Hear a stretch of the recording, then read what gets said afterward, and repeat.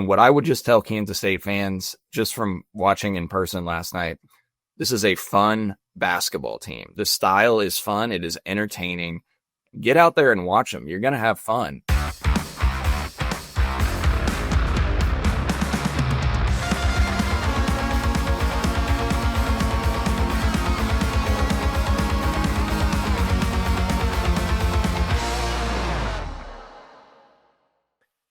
Hello and welcome into another edition of 3 Ma. I am John Kurtz, joined by Derek Young and Cole Manbeck. We're talking hoops today.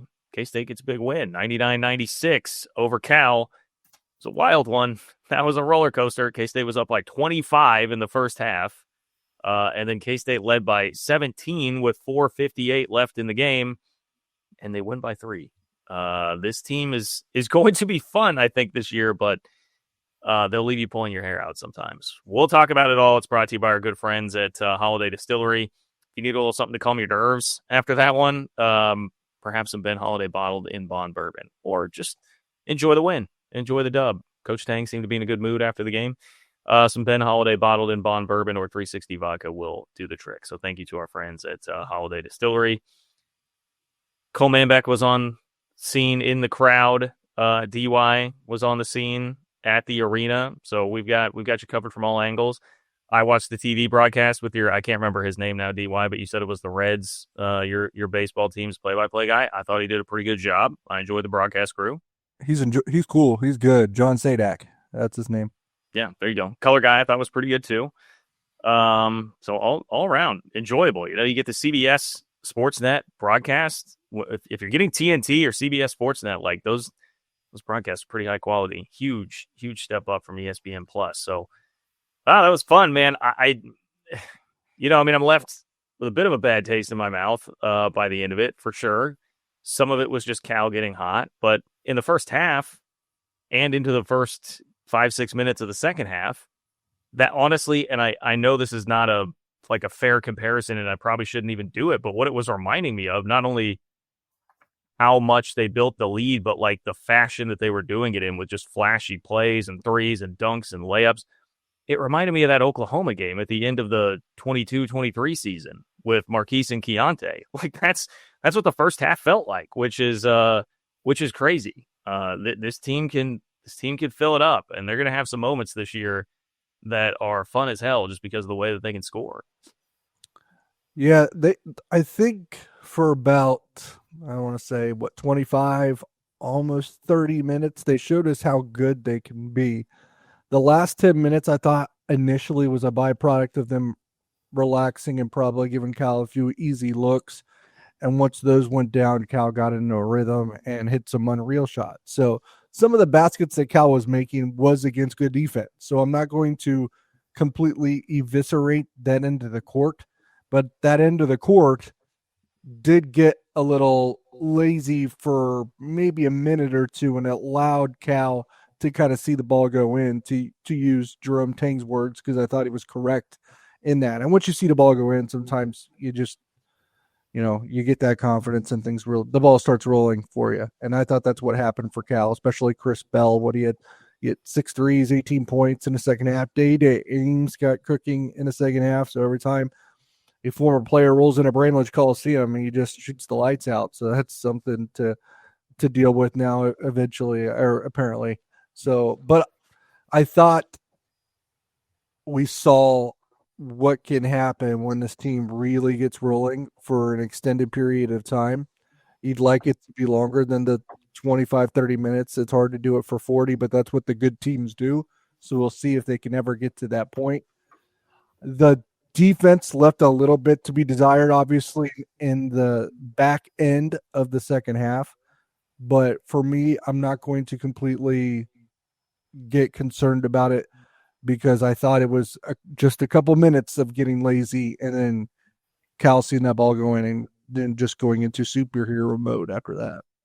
I thought the defense was solid for the first 25 minutes or so in the game. Thought they moved well, thought they rotated pretty well. It is a fun, entertaining style of basketball that they play. One of the things, like if you look down for 1 second, like Cal scores, K-State has the ball up the court, driving in for a layup, or attacking. They're in their constant attack mode going up against opponents. And so right now they're at over 78 possessions per game. I talked to Jimmy when I went to see DY at halftime last night. Jimmy was like, at half, they were at 41 possessions just in the first half. And look, the 78 possessions, if you think about the Jerome Tang era, last year they were at 69.5 possessions per game. The year prior to that, they were around 71. And then the Marquise Keontae year, they were around 73 possessions per game. And obviously that number can go up and down when you play lower tier opponents, like in the non-con, like a Bellarmine and UNC Greensboro. You're going to get more possessions because you're going to get more turnovers, more runouts, etc. But they are playing at a faster pace. They're constantly attacking. We know Matthew Driscoll is a believer in getting the ball across half court in 2 to 3 seconds. So they're getting to the rim. They're attacking the middle of the defense. They're moving the ball well. It's very encouraging. The defensive stuff, I think it'll come. They'll get better on that end of the court. I don't think they're going to be an elite defensive team by any means, but when you can score like this, you don't have to be. And people also have to just keep in mind that like the point totals are going to be higher for opponents because they are playing at a faster pace. So there's going to be more possessions, more opportunities. You'd like to see the turnovers cut down a little bit. I think it's the third straight game with 17 plus turnovers. But a lot of things to be encouraged by. We can hit on many of them, but I mean, Kamari McGriff, I thought really flashed, showing you some things at the big spot, but he's 16 to 19 from the floor in his last 2 games, 37 points. He's actually shooting 82% on the season, 4th highest mark in the country, but only 2.7 rebounds per game. So there are some things you can nitpick that you'd like to see them take a step up in, and we can talk through that. And maybe just McGriff being able to, and it wasn't for foul trouble last night. I don't think he ended up with 3 fouls, but he didn't do it at UNC Wilmington last year either. He just doesn't play a lot of minutes, but he makes the most of them, it seems. Most points in Bramlage Coliseum history between 2 teams. That's crazy. Yeah. Saw that from K-State. Yeah, well, had ample opportunity to get to 100. I mean, the free throw shooting was not great down the stretch either. It is what it is. Jerome Tang talked about adjusting his expectations with this team this week about like, hey, I've got to realize like we're just going to outscore people, and so the defense isn't going to be perhaps what I would like it to be all the time. I was finding myself having to do that too, because it's like Cal's hitting shots and getting back in the game, and you start to freak out. You're like, oh, Cal's going to, rip off like a 15-0 run here. And it's like, no, you got to adjust your expectations. Like K-State has so much offense. Like it's ingrained in you. Like if a team starts putting it on you like that, you have no way to stop it. Like this team just has so many different ways to stop that because they could score offensively. And I mean, the 3-point shooting, obviously, and Abi Bashir didn't even really get going, who's probably the best 3-point shooter that they had. But the way Nate Johnson is shooting the ball right now, obviously PJ Haggerty can give you some of that. And then the other thing that you have that just has not been there, and I know cliche, I guess, to talk about PJ Haggerty after the game, he is what he is, but he's just kind of inevitable, and he can always, whether it's a bucket or just drawing a foul and getting to the free throw line, like that guy, you've had nothing close to that in terms of somebody who can just, like, you desperately need a hoop, you desperately need to stop the bleeding, he's going to go make a play, whether it's getting to the line, getting to the rim, or kicking it out to somebody. Calling him inevitable was probably the best descriptor I've heard of him. So I think the bingo there. Like, it's like somebody that you're not going to be able to keep down. Whenever you need a bucket, he knows he has that, like, almost, but you know what they call it, a biological clock, when you're waking up at the right time every day, when I have to be up at 7:30 and your mind just gets you up at 7:15. He's got that, like, in the basketball, like, my alarm in my head just went off. We have to absolutely get a bucket. So I'm going to take it to the rim, convert a layup, or get fouled. And call it get inevitable is perfect descriptor. And to be honest, I don't know how you guys felt. And I really don't want him to like take this kind of beating that he took last night, it felt like, but man, he did not get a good whistle either. That is DY. I'm glad you said that, because he gets knocked to the ground so much, which when you lead the nation in free throw attempts, or he was close to it last year, you're going to get knocked down a lot. Like, I understand that, but he is such a small guy. I'm like, oh boy, yeah, it's kind of like running your quarterback in football a little bit, where it's like, hey man, this looks awesome, and I'm glad this is working well, but can you take this beating throughout the entire course of a season. We'll see.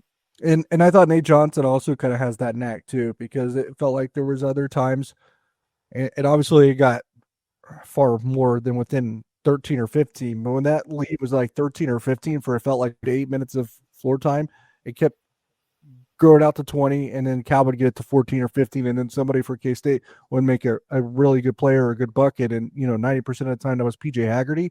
But also felt like Nate Johnson would just make it a defensive run out and just slam it home. Or he made that, I think one of his 2 3-pointers he made was in a corner that kind of blunted at Cal momentum as well. So I think not just PJ Haggerty, but I think Nate Johnson kind of has that almost sixth sense as well. But that Nate Johnson 3 was created, DY, by PJ Haggerty going into attack mode and going into the middle of the defense, drawing the defense in and kicking it out to a shooter in the corner, and Nate knocks it down, and that put him back up 80-64 when Cal was making that run. So that just shows the ability of PJ Haggerty. Teams have to crowd the interior and duck in, and he draws the defense. And that was one of the things when we had Matthew Driscoll on the pod, like he talked about how PJ Haggerty was growing as a point guard because he was learning to drive, kick out, look for the shooter, etc. So, his ability to get to the rim is tremendous. He's attempted 31 free throws already in 3 games, guys. And we know that the challenges K-State had from a free throw rate perspective the last couple of years, particularly last year, they were one of the worst teams at getting to the foul line in America. That's not the case so far, obviously, this year. And a lot of that is because they got a guy like PJ Haggerty who attempted 270 plus free throws last year and has attempted 12 plus in each of the last 2 games. And, the other thing that's crazy, if you think about him, and this has happened now multiple times, I feel like, guys, K-State had 37 points. They were up 37-20 with 8 minutes left. PJ Haggerty hadn't scored. Think about that. I know. Yeah. I was going to talk about that at the break, that was encouraging that some of the runs they went on a lot in the first half, a lot of it was out without Abdi Bashir because he got that second foul. But that first run where they really ballooned a single-digit lead to a double-digit lead was without PJ. Yeah, he hits a 3 with 7:43 left in the half to put him up 40-20. That was his first points in the game. He finished with 23. He went 7-12 from the floor. He got to the foul line 12 times as well. 7 turnovers too many. You need to see that number cut down. His turnover rate's around just under 21 right now. His assist rate's 30, though, which is tremendous. And again, the schedule will get harder, as we all know. But it was encouraging, DY, that they were able to do things without PJ Haggerty and Abdi Bashir getting hot early. A lot of that driven by, I think, a big storyline so far this season. It's David Castillo. And the fact of what he can bring you off the bench is something that I don't think a lot of us expected based off of last year. If you think about David Castillo, last night he starts the game, guys, 4 of 4 from 3. David Castillo, at one point, I think it was actually 3 of 3 from 3. He started the game. At one point, guys, David Castillo, dating back to the Bellarmine game, made 11 consecutive field goals and 8 consecutive threes. But think about this with Castillo. Last year, he shot 22% from the floor overall. He was 19 of 86. He's 16 of 21 through 3 games. Castillo needs to make 3 more field goal attempts to match the attempts that he made all last year. He's 10 of 13 from the 3-point line. He was 2 of 19 on 2-point attempts last season. He's 6 of 8 this year. And guys, I think that's something worth discussing. When you watch David Castillo, remember how hesitant he looked last year when he would drive? And he was a true freshman. He didn't look to attack. He didn't look confident when he went into the paint. He wasn't really close. He missed a lot of layups. He made a couple of difficult floaters in the lane last night. He's playing with just a different level of confidence. And you see that significant jump from freshman to sophomore year. And to have a guy like that can come off the bench and be a spark plug is something that I don't know we necessarily expected from David Castillo this year based on what we saw last year. It's starting to feel real. And again, I know we're only 3 games in, but he just looks like a different player. Yeah, we got to talk a lot more about David Castillo. To me, it's I would say the biggest development so far this season. There have been a lot, and there's a lot more to talk about, but we'll get to it here in just a moment. But hey, you're a Chiefs fan, you could be on the field at the 50 inside GEHA field for the official coin toss at a Chiefs home game this season. Visit Chiefs.com/GEHA now. Enter to win a chance to be on the field for a once-in-a-lifetime view of the pregame coin toss. Plus, you can score other exclusive prizes. Enter for a chance to win at Chiefs.com/GEHA. GEHA is the proud partner of the Kansas City Chiefs. And we are back in just a moment. Hey, NFL fans, what's your favorite touchdown? For me, it's the next one. And that's because with DraftKings Sportsbook, an official sports betting partner of the NFL, every touchdown could bring you closer to cashing in. First touchdown scores to anytime touchdown props or the thrill of live in-game betting, every snap is loaded with opportunity. And here's the best part. New customers bet just $5, and if your bet wins, you'll get $300 in bonus bets instantly. So your team hitting pay dirt pays out to you. You download the DraftKings Sportsbook app, use code KCSN. That's code KCSN for new customers to turn $5 into $300 in bonus bets if your bet wins. In partnership with DraftKings, the crown is yours. If you have a gambling problem, call 1-800-GAMBLER. In New York, call 877-8-HOPE-NY or text HOPE-NY to 467-369. In Connecticut, help is available for problem gambling. Call 888-789-7777 or visit ccpg.org. Please play responsibly on behalf of Boot Hill Casino and Resort in Kansas. Pass-through of per wager tax may apply in Illinois. Must be 21 plus age and eligibility varies by jurisdiction. Void in Ontario. The bet must win to receive bonus bets which expire in 7 days. Minimum odds required. For additional terms and responsible gaming resources, visit dkng.co/audio. Limited time offer. So the top storyline is brought to you by our friends at Elenco. Go to elencohome.com, ALENCO home.com to get hooked up with all your home improvement needs. I mean, I think it is David Castillo. Like, there's a lot going right with this team, particularly offensively, but nobody has been going right as much as David Castillo. 16 points, 6 of 9, 4 of 6 from 3 again. And to Cole's point that he made just a minute ago before the break, like, he is just a totally different dude in terms of confidence. Even the way he looks, obviously he's worked on his body, he's bulked up. Like, he just, last year he looked like kind of a tiny, timid guard, and now he looks like a legit dude, and he is stepping up with confidence. Like, that is really the biggest thing. You can talk about, hey, you know, he's just catching fire right now. You make 11 straight field goals. That's not going to happen most of the time during the season. Okay, great. But what David Castillo needed most was confidence. Like, you could just, last year, he shot so poorly. And it was, yes, some of that is just not playing well, but some of that also is tough luck. And if the scale was going to tip in the other direction, you know, the law of averages, and give him a run to be hot here at the beginning of the year, to just give him the confidence, like, hey, I can play at this level and I can do it. You know, this is at least a Power 4 team, right? This isn't just Bellarmine. This is Cal. So I think that's been the most encouraging thing about it to me, is no matter what, even if he cools off a bit, he now has seen, I can do this, and I can do it with a bunch of really good guards on a Power 4 team. Yeah, I think a big part of it is confidence, and I think we always, just as the general fan or media member, we probably don't speak about confidence enough. If you think the ball is going in, you're just going to play better basketball. If you think you belong, you're just going to play better basketball. If you don't, and then you're not playing as fast, the game is sped up. So right now we're just seeing the game being slowed down for David Castillo. He understands what is being asked of him more. The offense is also in a better place right now, and he has some dudes around him that people have to account for as well. So the kind of shot that he is able to deliver this year is a far different shot than it was last year. He has the space to get it off. He is getting the ball from a passing standpoint in the right pocket to be able to pop that thing and shoot it and deliver. I don't think he's going to be an unbelievable and knock down 11 shots in a row, throughout this season. But I think the stage presence is a big deal.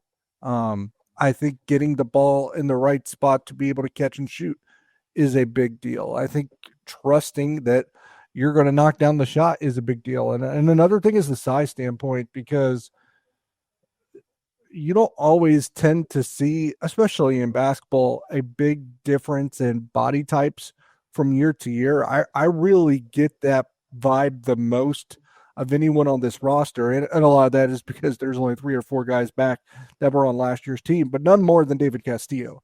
And that is helping him go and make some of those two-point buckets that Cole referred to. The first one that he knocked down, when he had to dribble drive and you went by one guy, adjusted midair against another defender, and finished with his left hand and threw it off the backboard for a converted layup. That's something you would expect from like a PJ Haggerty or Nate Johnson. Sophomore David Castillo, who doesn't have that same bulk and girth, that stood out to me. And that probably, even aside from the 3-pointers that he made consecutively, was probably the most impressive play to me that he made on the night. I think we all knew the one thing you didn't doubt about David Castillo was he was going to work his ass off in the offseason. You know, we interviewed him at the Wildcat NIL event before last season, and remember how struck we were by his maturity. You know, and so you knew he was going to work really hard. And so he clearly has. He's gotten bigger, he's gotten stronger, and now he's got confidence as he's playing well. And he does not hesitate. When he catches, like just sitting there last night watching him, like he catches, he releases it. He doesn't think. He's attacking at the rim as well. He's not hesitant. He's playing free. It's a big weapon to add to this team if he can continue. Obviously, none of these guys are going to continue at the pace that they are shooting the ball. I mean, Kansas State currently, guys, leads the country in 3-point percentage at 54%, leads the country in field goal percentage at nearly 59%, and is number one in the nation in effective field goal percentage at 69%. Do we expect any of that to continue? It's not sustainable, and clearly, you know, those numbers will come down. But there are a lot of things to feel good about. And David Castillo, I mean, look, Uric Malagy told us last year at the NIL event, we had him on the show, he could shoot the piss out of the ball. And you texted us again the other day about that, DY. This is what they saw last year before the season. And he's put in the work, and now it's become a really good player so far. So it's a huge boost to have a guard that you can bring off the bench. And I think it's such a great point on guys who he's playing with now. He's playing with better guards. Think about the guards. I mean, I love Max Jones. I think we all really like Max Jones. So this isn't him, but like Doug McDaniel is your point guard versus PJ Haggerty, and you having a Nate Johnson out there. Like it's just it's a demand. Like you get better looks. It's not as much pressure on him to feel like he has to create. When David Castillo would come in the game last year, there weren't a lot of guys that could create. So like it's just different with the talent that's around him. And as much as I like Max Jones, I don't know if he's played a lot. You might not, probably not in the starting lineup on this team. So like that is a large difference. Oh, I mean, it's a monster difference. Yeah. It also, it reminds me too a bit of, and I know Jerome Tang, like there, you know, I think grumbled a bit when we saw, you know, Abdi Bashir is the best shooter in the nation. Moby's the best athlete in the nation. Jerome Tang has a tendency to do this too. But what this reminded me of was, you know, Chris Kleiman sometimes being a bit too hyperbolic about his players. And remember when he was calling Will Howard the best backup quarterback in the country for like a year, and everybody in 2021, and everybody was like, okay, dude, like, come on. And then all of a sudden, 2022, he's holding a Big 12 championship trophy. It's like David Castillo, they kept telling us that. They were like, we're telling you, he can shoot the ball really well. He's the line Tang has always used for 2 years now is every time he shoots it, I think it's going in. And I just got to the point where I started rolling my eyes at that. Like, dude, like he's shooting 22%. Like, what are you talking about? I don't see it at all. Well, now we see it. So Yeah. it's come to fruition a year later. You gotta be in the right situation, right spot, and he's got it with this group. So I mean, that tells you how good the guards are. A definite upgrade over last year. A team that likes to play together as well, resilient, and willing to fight, willing to be tough. You know, last year's team wouldn't have shot that well, obviously, but if they got punched in the mouth like that, they probably would have wilted and lost. And Jerome Tang said that actually in the post game. He's like, this team will take an 8-0, 10-0 run and take that punch and show their chin and then deliver a knockout blow right in your face and take your soul the next minute. He's like, we didn't have that last year. And he's absolutely right. You talked about the idea, you know, the talking about Abdi Bashir is the best shooter in America. I don't know if he is. The chances are is that he's not. He might have the quickest release in America, though. Like, so quick that sometimes it looks like he's rushing it. I just think one of the abilities to stop runs, guys, is having a strong guard who can get to the rim and attack, right, and get to the free throw line and slow the game down. And so when you have a Haggerty, when you have a Nate Johnson, like, you know, you can just get to the rim. You're not relying on chucking a 3-point, you know, attempt. And so, or taking a long two. I felt like last night as I was watching guys, it was mostly like what Matthew Driscoll dreams of. It was layups, dunks, threes. Like, I didn't see a ton of, mid-range 2-point jump shots. Like PJ Haggerty had one difficult one. He drilled it. It got a lucky bounce on it, went in. I just like the way that they're playing offensively. And look, last night, the adjusted offensive rating of 135.1 on Bart Torvik is the highest since the Michigan State game in the Sweet 16 in 2023, and the third highest in the Jerome Tang era. Behind that game was only the Texas game in 2023 when they scored 116. That was the best field goal percentage in the Jerome Tang era. The Bellarmine game before that had been the best field goal percentage in a game in the Jerome Tang era. They shot 60+% from the floor in each half for the 10th time in school history, according to Kansas State Sports Information Department. And so, offensively, some of the numbers are pretty staggering. I mean, they only scored over 90 once last year, and that was against Arkansas Pine Bluff. They scored 2 games. They had 2 games over 90 in regulation in 2023-24, and they had 3 in regulation in 2022-23, where they went over 90 points. So in regulation, in the first 3 seasons of the Jerome Tang era, 6 games of 90+ points. Well, if you looked at the exhibition games in this one, it's 5 games, 90+ points in every one of them, but 3 in regular season games already over 90. What's crazy about this is, yes, we thought the guards were going to be good, but my takeaway after Mizzou was like, okay, the starting guards are very good. Backcourt depth, I don't know. Bigs, I don't know. We've seen really encouraging things from both of the after Mizzou, like to the point that, I mean, we all know about the ceiling that Kostic has, but they haven't even needed him. Like, he's been out there a little bit, and this is very good that David Castillo is good enough to step in and play. And I know they're maybe not necessarily playing the exact same position all the time, but Kostic does not look ready to handle this. So they would be in some trouble if they were having to play him more minutes. And this is affording you the opportunity to not have to do that. They have some of these, but he's a real defensive liability until he understands, grasps the team concept of defense and an eagerness to play it. And so if he's not knocking down shots, there's little necessity to have him out there. And I think that's what's hurting him right now. He went out there, his second stint on the court, missed 2 shots right away. And if you're going to get targeted on the defensive end of the floor, there's not a whole lot of reason to have you out there. So he's got knockdown shots to be out there until his defense gets better. I did think he played with a little more energy, and you could see Jerome Tang. I mean, do you see Jerome Tang almost knock him over after he had that tip in? That was funny. So I feel like he's going to grow. Like, the talent is there. He does have to become far better defensively. He's got to handle, the physicality of the game, and it's only going to get more physical with the schedule and how it cranks up. But there's some growing to go through. I guess you could look at one of the encouraging things to what you just said, John, is you haven't really gotten anything from Kostic yet, and Elias Rapiak hasn't given you anything. And so you've got 2 of these Europeans that appear to be maybe adjusting to the game. You also have to hope that they hit the ceiling that you hope, because right now, like, they're not getting near enough from Elias Rapiak. I mean, he's averaging 3 points and 2.7 rebounds. He goes 0 of 2 from the floor, with 1 rebound in 23 minutes last night. That's not going to get it done. Now, he does some nice things. I think he can move well defensively. I think he can still pass the ball, but like, you need him to do more out there. And so you could look at that both positively and negatively. Maybe these guys aren't going to be as good as you hope, or you could look at it that they're adjusting to the college game and that you look great offensively and you haven't even gotten much from those 2 yet. And you hope that they're going to adjust and grow into their roles and become better players over time. Yeah.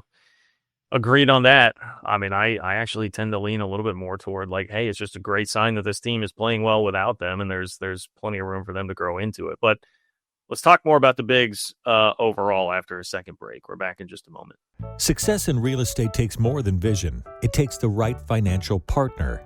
When someone takes something rundown and turns it into something great, that's called a comeback story, like Brain Group. They take distressed properties here in KC, completely rework them, and then turn them into valuable real estate. But that kind of work needs the right bank behind it. Enter Emprise Bank. They're not about cookie-cutter loans. They saw Brain Group's vision backed them, and now they're making big moves in Kansas City real estate. Talk about your partner in possible. Emprise doesn't do one-size-fits-all financing. They invest in potential and back growth. Visit emprisebank.com/KC to learn more. Emprise Bank, member FDIC, equal housing lender. I know we talked about Kamari McGriff a bit already, but I'll highlight again. He scored 21 points on 8 of 11 shooting last night. But how about, I know that the stat line is not, the box score is not going to blow you away. Okay. Dorian Buka had 2 points, 2 rebounds, 2 assists, 4 blocks. But Dorian Buka looked actually pretty good last night. Played some good minutes. Shout out to the Discord, man. Dorian Buka gave the Discord the good old middle finger last night and played some really nice minutes when he was out there on the floor. The best big was Kamari McGriff because he can play really good defense as well. And they talked about him putting on 20, 30 pounds of muscle in the offseason. I don't know, that might be hyperbolic, but it was a big number that they were excited about. And they said that's really going to be able to affect his ability to finish near the rim. Well, geez, they bingo on that one. So, because he's not missing anything near the basket at this point. He's very much like David Gasson in that respect. Now, you'd like him to be able to maybe get that versatility and elite defense at some point that David Gasson provided you. Maybe McGriff's better at protecting the rim, but maybe not as good as, having the same switchability and great on-ball defense and all that David Gasson gave you. But you could see that maybe that's the vision that they're trying to get Kamari McGriff to, while having him probably be a little bit more active on the offensive end. He even shot a 3 at the top of the key as well. Didn't make it, but it seemed like he had the confidence to deliver it. Dorian Buka, best game by far from him. Maybe that's just there's going to be games and styles that fit him a little bit more when it comes to what's going on in the interior, because he only had 2 points. He only had 2 rebounds. Kind of felt like he had more. The one pass he had from, out behind the 3-point line where he just threw a missile to the other side of the court for an easy basket was a pretty impressive vision and toss by him. But more than anything, what I took away from him that he did the best is he had the 4 blocks, but it felt like he affected and altered 4 or 5 other shots, to be quite honest. Yeah, I thought he defended well. Obviously, that's indicated by the blocks, but also just, there was a play where they fed it inside and guy didn't feel like he could go up against him and take the shot. And so just kept pivoting. And so he played well defensively. He might, as you think about when you play like a UNC Greensboro and you play a Bellarmine, right? Those teams play smaller lineups. Like a lot of them don't have your traditional 5s. They play unique styles. Like as you get it more into playing a traditional 5 or opponents that do that, he might adjust and fit better against that style. And so, 12 minutes last night, and I thought he looked by far the best that he has. So we'll see how he continues to evolve as well. Some definite encouraging things from him. So I still would love, I think we all would, if they could bring in one more big. And, we know they're looking. So we'll see if they're successful in that and bringing in an experienced big that could contribute to this team at some point this season. But yeah, I think there's reason to be encouraged by what you've seen, obviously from McGriff, especially on the offensive end. And then, what you saw from Buka last night is definitely a positive sign. You just hope Verpiek can take a step. Moby's had a really quiet start to the season. Quiet, and I thought his defense would have been better. Now, I think he was probably the unfortunate receiver of that onslaught of threes, because I'll be honest, it seemed like every time you were popping up and they were making one of those crazy threes in the last 4 or 5 minutes, it felt like it was on Moby every time. Yeah, I didn't feel like Moby played a lot last night. I didn't see his minutes. 17 minutes. It's second most, I think. Yeah, he was saying no. Got it. All right. You're not getting it. I wouldn't sit here. I thought his defense would be better by now. I wouldn't sit here and say that he's been awful, but I guess I felt like we'd see some of the more athletic bouncier plays from him, like a little flash. And I think it's been a little bit more quiet than anticipated, maybe. He's just, I'm surprised to see it was 17 minutes. He was third among the bigs. Verpiek had 23, McGriff had 20. Moby had 17, Buka had 12, but 17 even, I mean, he's just been kind of there, you know? I mean, that's really how I feel about Moby's season so far. It's not like I'm terribly disappointed or anything, but he's just had a lot of minutes that have not resulted in. And again, 1 rebound in those 17 minutes. So yeah, well, I was looking at the rebound numbers, guys, and the most that anybody had was Castillo with 4. I guess there's not a ton of opportunities for rebounds when every shot goes in for both teams. So yeah, that's true. I mean, they got out rebounded 26-25. That's an abnormally low rebound number for each team in the game. So yeah, Cal caught fire, as we talked about, 12 and 19 from 3 in the second half. Chris Bell, dude from Syracuse, you know, he started there. Came in as a shooter. I mean, he was 38% in his career on over 450 attempts, and yeah, he got hot. I think he made 5 of 6 in the last 7 minutes, and really started running his mouth out there. So, you know, 48 missed shots between the two teams. Yeah, that's crazy. And again, I would say, yes, the defense was lacking at times, but some of it was just Cal hitting tough shots. Chris Bell hit a shot fading to his right from 3. Day hit a shot 2 feet behind the line. Day in his last 2 games, guys, 6 of 7 from 3 and 5 of 6 from 3. You know, excuse me. I do hope that there's a part of this that is revealing to us that maybe Cal is going to come up at guillotines, because, I mean, and I know that they did some unreal things in the second half. I even said that. But a 3-point win over Cal, who was picked to win to finish last in the ACC, is something not to completely ignore either. Well, that was going to be one of my questions here, is what do we think Cal actually is? By the way, Day-Day's line, dude, Day-Day can play. Day-Day can play. 25 points, 9 of 13. He had 7 assists and 5 steals. Day-Day, man, yeah, he looked great in the second half. Fortunately, this didn't turn into it was like the Cam Carter thing without the end result, which is nice there. Yeah, how good is Cal? I Ken Palm, they were 83rd. My guess is they're a little bit better than getting picked to finish last in the ACC based on some of their offensive output so far this year. They've scored a lot of points in just about every game actually. I think the lowest was the one they scored 77. So I think they're a team that's going to be able to score, and that'll keep them probably in a lot of games. So I hope they're good, but I think they're probably just okay. I don't know that they'll finish last in the ACC. If they did, it would surprise me based off what we just saw last night. How dare you, DY? They were picked 16th out of 18 in the ACC. I saw that 16th, and to be quite honest, I thought there were 16 teams in the ACC. I can't keep up. No, Stanford and Boston College are in the ACC too. Heaven well, forbid. Boston College has always been. But Stanford. Heaven forbid, I don't remember how many teams are in the Big. That the Big 12 doesn't have 12 teams. The Big 10 doesn't have 10 teams. Well, the ACC has 18. How many pop quiz? How many does the Big 10 have? DY 18. Correct. You have to remember that Notre Dame plays in the ACC for basketball for the full season too. So it's 19? No, it's 18. So that means wait.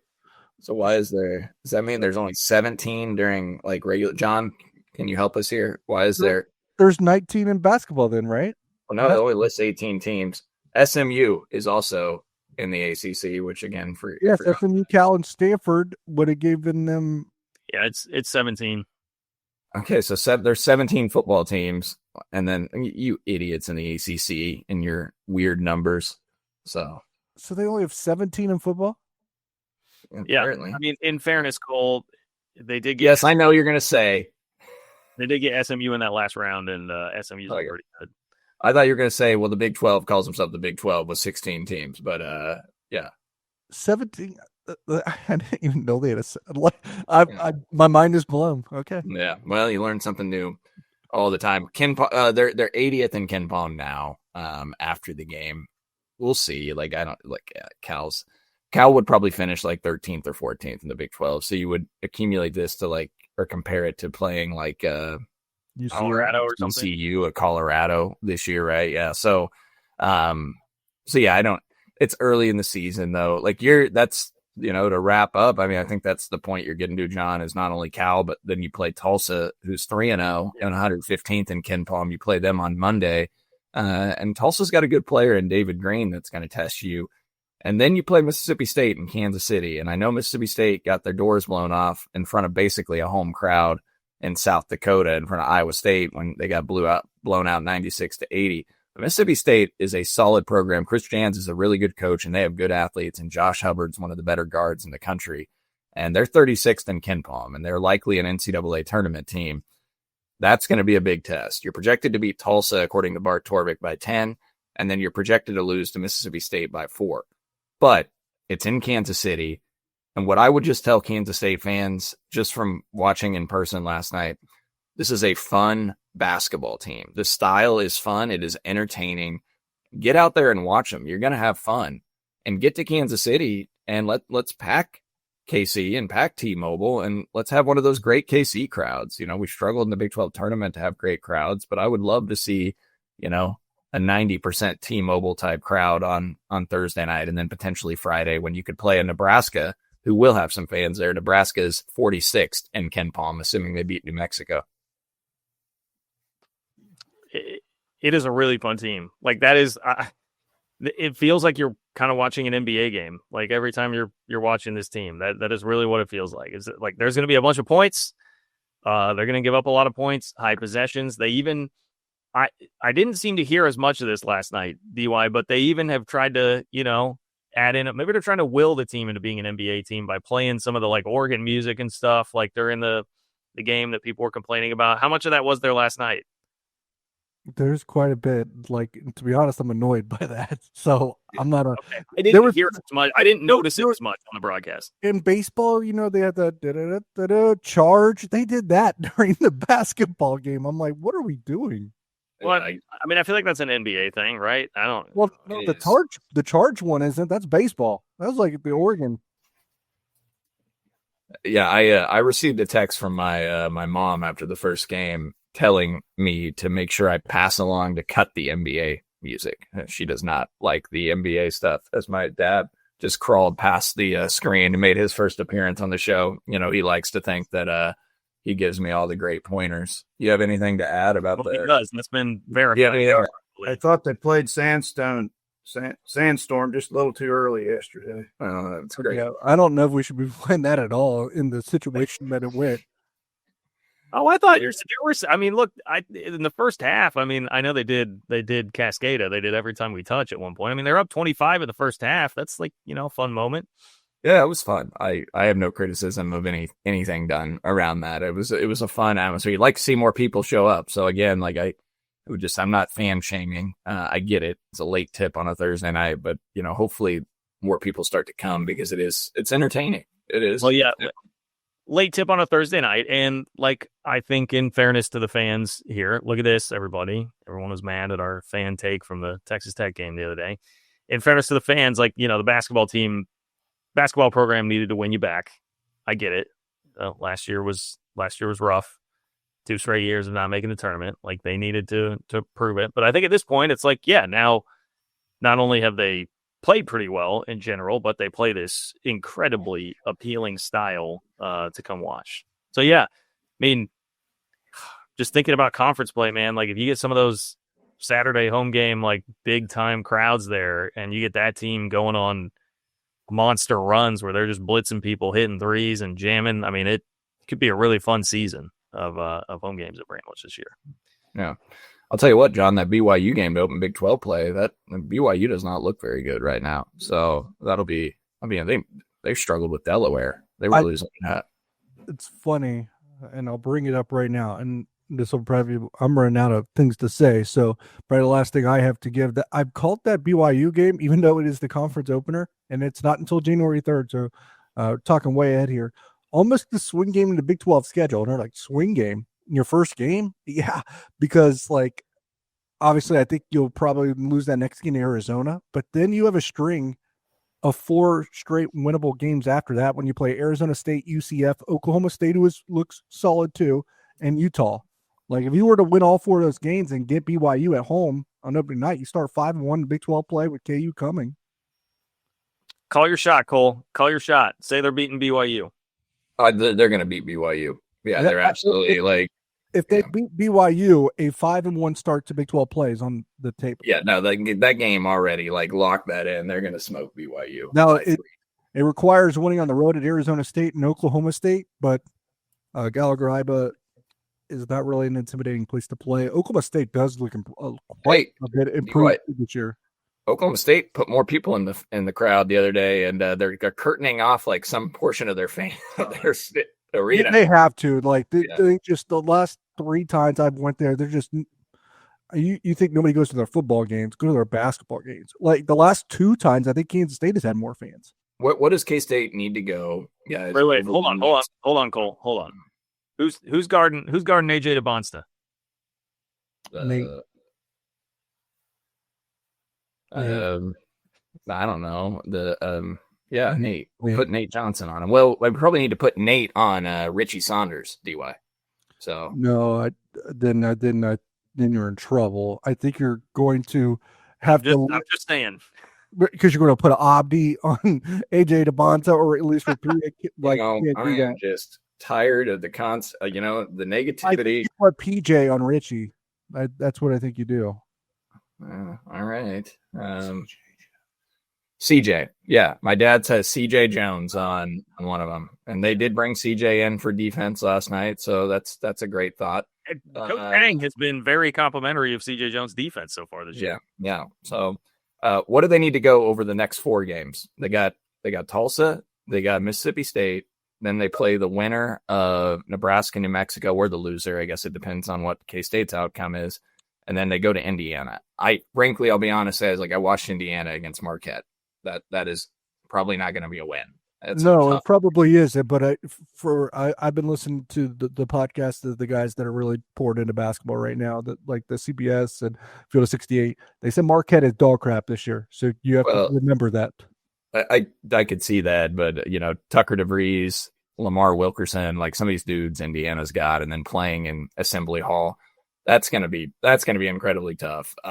So I would love to go 3-1. Tucker DeVries, I know, but it feels like Tucker DeVries has been playing basketball for 100 years. West Virginia fans probably don't love the narrative that they last year of him sitting out. So I think he's gotten 3 medicals. Yeah, but we can't get Tyreek Smith a waiver apparently. I almost said that earlier where you were talking about them still going after another big, which they definitely are. I think if you had dude with Kamari McGriff playing better and Buka looking like he can at least maybe give you some serviceable minutes, if you just had Tyreek Smith to throw into that mix, dude, this team, you just feel great about this team. I think we feel the same about this team if they go 2-2 in that stretch. I think we start to feel even better about this team if they go 3-1 or better. I'd love to go 3-1. If you could find you should beat Tulsa, the Mississippi State game, Nebraska. Those are both potential NCAA tournament games in Kansas City. So we'll see what it looks like. I will say Creighton looked terrible the other night, but they're going to gel. Casey doesn't play them for another month. So get to Kansas City is the message, right? Get to Kansas City. You need to win those games in KC. Yeah, and that's why I'm going to be there, John. I'm traveling an hour north to downtown, so I'll be headed over to T-Mobile. And John, you should go too, and we'll make it the rowdiest home court environment that you'll find. Have you bought tickets already? No, I haven't. Okay, all right. I'm debating whether or not I should go with the credential or go as a fan, but I might go as a fan. That sounds kind of fun. Let me know what time your flight lands, and we'll figure it out. Okay, I'll keep you posted. What time is that game? Are we the late game? Yes. 8:30, John. That's going to be too late for you. 8:30? See? What are we doing? 8:30? It's the first game's at 6. So yeah, John's out. He can't be up until midnight. No, I'll go just to prove my worth. Listen, that's how much I love Jerome Tang and this basketball team. Okay, I will. My old ass will get there for an 8:30 tip off, and we get to watch Ashore. It's just the reunion tour, and he starts from Mississippi State, which should actually make a lot of you feel encouraged because they're starting him. Yeah, I was about to say that. Yeah, hopefully he doesn't pop for 29 or whatever the average is right now for Jerome Tang X's coming back and playing K-State. Yeah. Get your player props on a chore. Yeah. I don't know, what's he done so far this year, Cole? That's a good question. I was watching him against Mississippi State or against Iowa State. He had like 9 points. He had a hilarious miscue at one point, but he is averaging 5.5 points in 17.5 minutes per game, but he is averaging 8 rebounds a game, guys. And Ugana Nyenso is like averaging 20 rebounds, right? Yeah, it's a sensitive subject. Ashore is shooting 33% from the floor. It's probably not a great number for a big. But yeah, Ugana had 18 and 10 the other night, and he had 10 and 7 the game before, guys. He only had 6 rebounds as a season high last year for Kansas State. So that's unfortunate. But yeah. Well, where was the Iowa State game played? It was in It's in Neutral. Yeah, it was in South Dakota. Where's that? The Pentagon? Wait, is that what it's called? Is it the Pentagon? Yeah, you're right. It was at the Sanford Pentagon. Yeah. Yeah. Why are they playing there?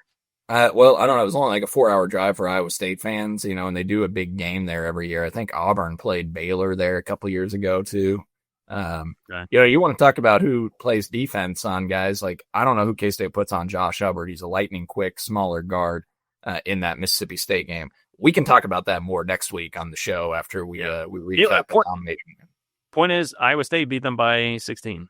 Yeah, and we're better than Iowa State. So, we should beat them by 23. No, Iowa State looked good. As always, the November and December champions of college basketball, the Iowa State Cyclones. That is their forte. And then a second round exit in the NCAA tournament. Yeah, where they score 45 points. Oh, they've been to 3 Sweet 16s under Otzelberger, so yeah, not a second round. Thanks, Cy Young. Go kiss their ass some more. Pretty good pitcher. I'm just glad. Yeah, that's funny.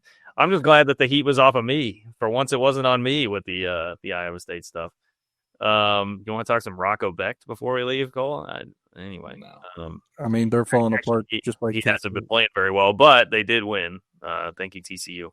Cole's okay. Anyway, proven right on Cyclones this year. Not in case they're up though. What'd you say, DY? I said Cole has been proven right on the Cyclones this year, but I think they're starting to suffer the same fate as Kansas State, where they're running out of bodies. So, yeah, kind of. I mean, hey, look, they beat TCU. So did K-State. So yeah, same team. You're proving my point. 6-4. You're proving my point, though.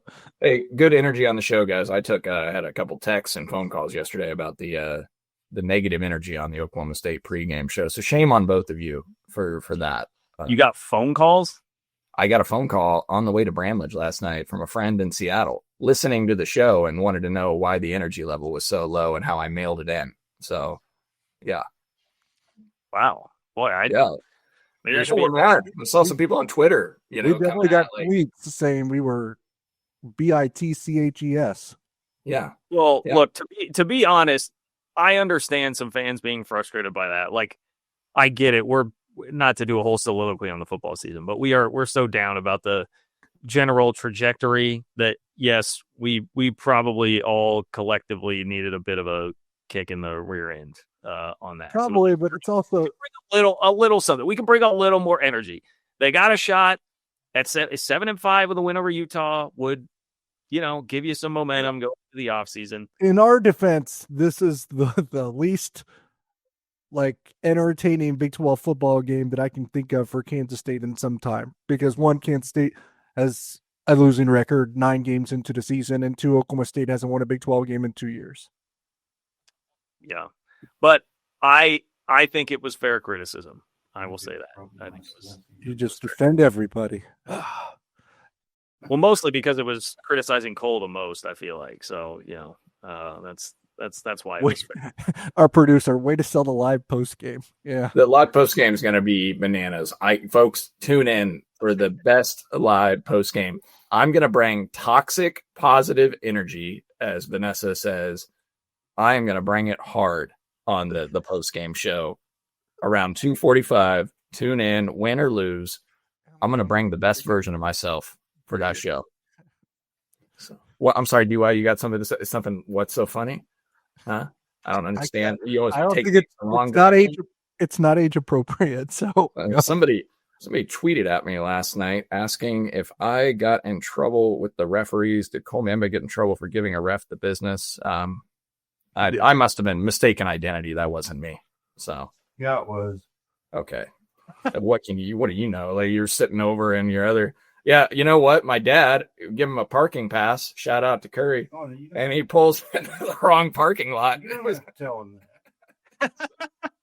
Man, this is turned kind of unhinged. Wait, this is to the point of people who are saying we have low energy. This is how much we've been starving for like something to give us life. K-State Hoops gave us some life last night. Thank you, Jerome Tang. to be a fly at the fishing trip that they're about to go on. Oh yeah, that is true. All right, I gotta get to work, guys. So like we really do. How will this work today, Cole? Yep. Yeah, I'm gonna go catch some drum, because that's about all I get. So I'm looking forward to it, and see you guys tomorrow against Oklahoma State. Can't wait. Tune in. Bring it hard, DY. Bring it hard. Thank you to Holiday Distillery. Thank you to our friends in Alenco. And once again, shout out to Mattress Mac and GalleryFurniture.com, continuing sponsor of Three Mom. For Nick Springer, Derek Young, and Cole Manbeck, I'm John Kurtz. Take care. We'll see you soon.